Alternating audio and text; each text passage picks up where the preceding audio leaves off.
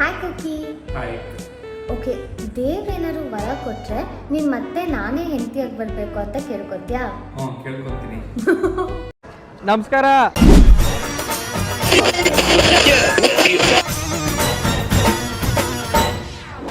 Welcome back to my YouTube channel.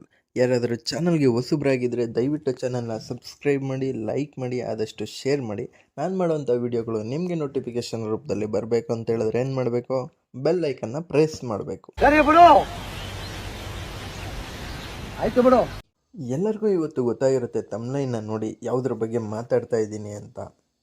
ನಾನು ಮಾತಾಡ್ತಾ ಇರೋದು ಚಂದನ್ ಶೆಟ್ಟಿ ಮತ್ತು ನಿವೇದಿತಾ ಗೌಡ ಇಬ್ಬರು ಡೈವರ್ಸ್ ಕೊಟ್ಟಿರೋ ವಿಷಯನೇ ಆದರೂ ಈ ವಿಷಯನ ದೊಡ್ಡ ಪಬ್ಲಿಸಿಟಿ ಮಾಡ್ತಾಯಿರೋ ನಮ್ಮ ನ್ಯೂಸ್ ಚಾನಲ್ಗಳ ಬಗ್ಗೆ. ನಾನು ಒಂದು ನ್ಯೂಸ್ ಚಾನಲ್ ನೋಡ್ತಿದ್ದೆ, ಅದರಲ್ಲಿ ಪ್ರಥಮ್ ಅವ್ರು ಮಾತಾಡ್ತಿದ್ರು. ಪ್ರಥಮ್ ಅವ್ರು ಕೇಳಿದ್ರು, ಚಂದನ್ ಶೆಟ್ಟಿ ಅವರು ಡೈವರ್ಸ್ಗೆ ಅಪ್ಲೈ ಮಾಡಿರೋದು ನಿಜಾನ ಅಂತ. ಅದಕ್ಕೆ ನ್ಯೂಸ್ ಅವರು ನಮಗೆ ಗೊತ್ತಿಲ್ಲ, ಬಟ್ ಕೊಟ್ಟಿದ್ದಾರೆ ಅಂತ ಹೇಳ್ತಾರೆ. ನಾನು ಕೂಡ ಚಂದನ್ ಶೆಟ್ಟಿ ಅವರ ಅಭಿಮಾನಿನೇ. ನಿವೇದಿತಾ ಗೌಡ ಏನೋ ಒಂದು ಚಿಕ್ಕ ಹುಡುಗಿ ಏನೋ ಒಂದು ತಪ್ಪು ಮಾಡಿರ್ಬೋದು. ಸೊ ಡೈವರ್ಸ್ಗೆ ಅಪ್ಲೈ ಮಾಡಿದ್ರೆ ಇಷ್ಟು ದಿನ ಅಂತ ಟೈಮ್ ಇರುತ್ತೆ. ಸೊ ಇಷ್ಟು ದಿನ ಒಳಗಡೆ ಅವರೇನಾದರೂ ಒಂದಾಗ್ಬೋದು. ಸೊ ಒಂದಾಗಲಿ ಅಂತಲೇ ನಾವು ಆಶೀರ್ವಾದ ಮಾಡೋದು. ಈ ನ್ಯೂಸ್ ಅವರ ಇದನ್ನು ದೊಡ್ಡದಾಗಿ ತೊಗೊಂಡೋಗ್ಬಿಟ್ಟು ಏನು ಮಾಡ್ತಾರೆ ಅಂತ ನನಗಂತೂ ಗೊತ್ತಿಲ್ಲ.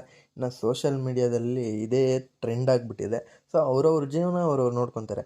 ಚಂದನ್ ಶೆಟ್ಟಿ ಮಾತ್ರ ಡೈವರ್ಸ್ ಕೊಟ್ಟಿರೋ ಥರ ನಮ್ಮ ಸೋಷಿಯಲ್ ಮೀಡಿಯಾದಲ್ಲಿ ನಡೀತಾ ಇರೋದು. ನಾವು ಹೋಗೋ ರೋಡ್, ಪ್ರತಿಯೊಂದು ರೋಡೂ ಡ್ಯಾಮೇಜ್ ಆಗೇ ಆಗಿರುತ್ತೆ. ಅದರಿಂದ ಎಷ್ಟು ಆ್ಯಕ್ಸಿಡೆಂಟ್ಗಳಾಗ್ತಾಯಿದೆ. ಅದನ್ನು ಯಾಕೆ ಹೈಲೈಟ್ ಮಾಡಿ ತೋರಿಸಲ್ಲ ನೀವು? ಸೊ ನಿಮಗೆ ನ್ಯೂಸ್ ಬೇಕು. ಎಲ್ಲಿ ಒಡೆಯುತ್ತೋ ಸಂಸಾರ ಒಡೆಯೋದಾಗಿರ್ಬೋದು, ಯಾರಾದರೂ ಸತ್ತೋಗಿರ್ಬೋದಾಗಿರ್ಬೋದು, ಈ ಥರ ನ್ಯೂಸ್ಗಳನ್ನ ಹೈಲೈಟ್ ಮಾಡಿಬಿಡ್ತೀರ.